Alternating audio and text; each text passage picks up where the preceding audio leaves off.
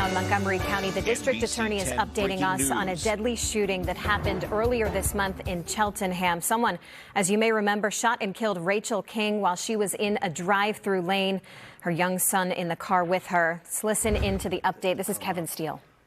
And speak at the end of my remarks is Reverend King and Carol King. They are the parents of Rachel King. So I'm here this morning with all these folks to talk about Rachel King and the horrific targeted murder of her on April 11th that took her life. It was an ordinary Tuesday morning when a devoted single mother, was just stopping off at Dunkin' Donuts on the way to her 11-year-old son's violin practice. She was gunned down, and the killer just drove away. Rachel was beloved by so many, her grieving parents who have joined us, brother, cousins, many friends, and all the students and former students at the Grover Cleveland Mastery Charter School in Philadelphia, where Rachel taught for 10 years. Today is when justice begins for Rachel. Today, we are here to announce the arrests of two people responsible for the planning and executing of this terrible, unfathomable murder of an innocent person. And let me emphasize that, an innocent person. We believe the shooter didn't even know Rachel, and the mastermind of the plot didn't know her either.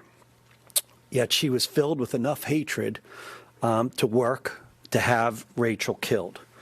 Here are the defendants. Julie Jean of Elkins Park, and Al-Hakim Zaki Al-Hakim of Philadelphia. The defendants. They've been charged with first-degree murder, third-degree murder, conspiracy to commit murder, and related charges. They're both now behind bars. Jean at the Montgomery County Correctional Facility, and Al-Hakim behind bars in Philadelphia, under arrest since late in the day of April 11th, the day he shot Rachel King multiple times to kill her. He will be arraigned tomorrow from the Philadelphia facility. All right, the facts of this case and how these two defendants conspired and planned for nearly 2 months to kill Rachel King is truly disturbing. It was a cold-blooded killing, a targeted murder of an innocent person planned by these two defendants and horrifically carried out in front of King's son. I must emphasize the excellent investigation by the Cheltenham Township Police and the Montgomery County detectives who uncovered this conspiracy bit by bit, piecing this puzzle together until we have the full picture of what was behind this murder plot. Rachel King was in a long-time relationship with a man named William Hayes, who it turned out had had an affair sometime last year with Julie Jean. But he broke it off, and he and Rachel had worked out to continue their relationship. But Jean harassed both Hayes and the victim, watching them, texting them, calling so much that Hayes actually sought court relief, filing and receiving a protection from abuse order on Julie Jean last December, and that was before Judge Dan Clifford here in Montgomery County. Detectives found that in mid-February, the two defendants began communicating by cell phone. Jean knew Al-Hakim, or Zah, in her contacts through the father of her children, who was Al-Hakim's cousin. On February 20th, Al-Hakim saved this Google image to his photos. It's the apartment complex where Rachel and her son lived, with a pin dropped on Rachel's exact apartment and a red arrow showing the route to take to get to the residence. It was a route that Al-Hakim would take a number of times, as we recovered video surveillance that showed Al-Hakim traveled a number of times in the days leading up to the murder after he obtained a Mercury Sable, which he was driving when he killed Rachel. But I'll talk about that a little bit in a moment. So 6 days after the map is saved to Al-Hakim's phone, cell phone location data and text messages show that the two defendants met up in Philadelphia. And detectives located a single photo of the victim. Now, this is important because Rachel King being displayed on a screen, which through some expert analysis determined that's Julie Jean's cell phone. She's holding up a picture of the victim, Rachel King, that Al-Hakim takes a picture of. Her hand, her phone, showing the victim. This photo was taken at 2:17 p.m., and the screen capture was saved at 2:21 when both of the defendants were together in this display of a number of photos of Rachel. The defendants were also connected through a silver Mercury Sable, and I'll turn to that. Many of you saw this because this is the photo that we put out after the killing of Rachel. And this was driven by the defendant as he followed Rachel from her residence to the Dunkin' Donuts drive-thru, where he exited the vehicle and shot her multiple times. And he left behind 6 9mm fired cartridge casings, or FCCs. This silvery Mercury Sable was purchased on March 30th, less than 2 weeks before the murder, when Al-Hakim and Jean went to the Philadelphia car dealer together. The vehicle was sold for $1,500 and bought in Julie Jean's name, and then Al-Hakim is using it.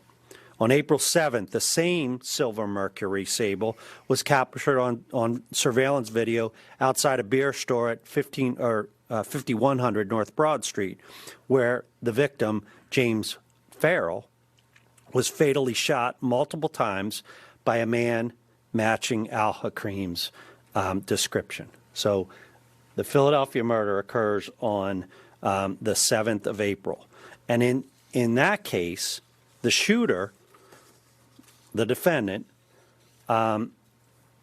fled in a silver Mercury Sable with a sunroof.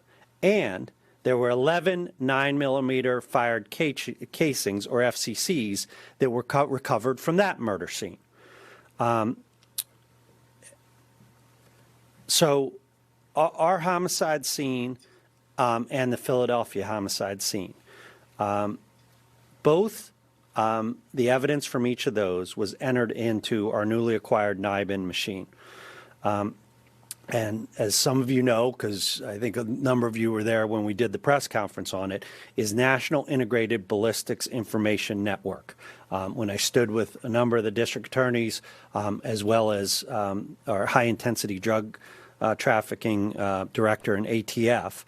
And what this machine does is it's able to compare a fingerprint or unique markings on these FCCs, or the fired casings, to all 6 million FCCs from gun crimes that are stored in this database. Now, this is significant because it's, we have April 7th and we have April 11th. And they're a match. The match was confirmed by physical examination of the FCCs by firearms and ballistics experts from our detective bureau. Further, the firearms and ballistics expert found evidence that the FCCs would be consistent with having come from a privately made firearm, commonly known as a ghost gun. Guess what? We didn't recover the gun, but we recovered a photo that our experts say, and this photo was on Al-Kahim's cell phone and was taken on March 16, 2023. So it's consistent with the gun that was used in both murders. So we announced the acquisition of the Nibin machine, and a lot of you asked the question on whether we had solved the case with us. The answer is yes. And this is the first significant match that has come from this new Nibin system that we have. And it is very significant. And it proves that this machine can help us solve drug crimes and homicides and will help us make a difference in fighting violence in our communities. So Al-Hakim is now facing 2 sets of homicide charges here in Montgomery County and in Philadelphia. After we put that photo out of the Mercury Sable shortly after Rachel's killing, Philadelphia police on patrol spotted the vehicle and in the early evening attempted to pull it over. Al-Hakim took off at a high rate of speed, stopping only when he crashed into a fence. He was charged with the Philadelphia murder on the evening of April 11th and has been locked up since. That provided us with some time to find out what was behind this murder and find out of what was behind Rachel's killing. Julie Jean was questioned a first time by detectives on April 12th, and significantly 13 minutes before meeting with our detectives, Jean deleted 787 text messages. Many of those communications were able to be recovered, including the last message that Jean sent to Al-Hakim via Cash App. And that was at 12:11 p.m., less than 5 hours after Rachel's killing. And it was a payment of $5 with an emoji message that we interpreted to mean, link up, message me, no phones, that's it.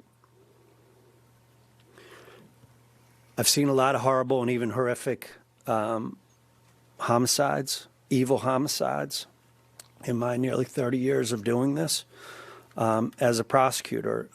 And suffice it to say, I'm struggling with this one, where a truly innocent woman is targeted in a long planned murder, all because of an ended affair. It's hard to come to grips with, but what I will say is that and I will be prosecuting this case personally, along with Caroline Goldstein, are going to work really, really hard to obtain justice for Rachel King. So at this point, Reverend King, Carol, could you come up and they asked to share a few words, and I am happy to provide. You've been listening to a breaking update from the Montgomery County District Attorney and emotional Kevin Steele in the murder of Rachel King, a teacher and mother shot and killed in a drive-thru with her 11-year-old son in the car. District Attorney said a man and woman have been arrested after the woman accused of an affair with the victim's boyfriend orchestrated the shooting death.